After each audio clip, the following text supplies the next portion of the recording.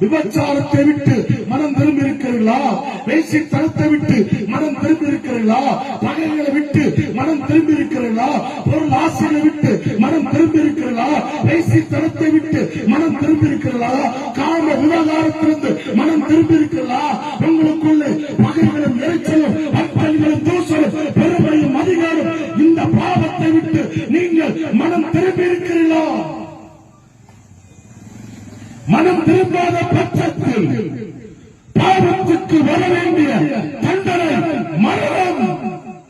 அந்த மரணம் இனி கொஞ்ச நாளில் இந்த பூமியில் வெளிப்பட போகிறது. இயேசு சொன்னார், தம்முடைய நியாய தீர்ப்பை சிங்காசனத்தை, நியாய தீர்ப்பினுடைய சிங்காசனத்தை அவர் ஆயத்தமாக்கி வைத்துவிட்டார். இந்த பூமிக்கு இயேசு மீண்டும் வரப்போகிறார். நீங்கள் நினைக்கிற மாதிரி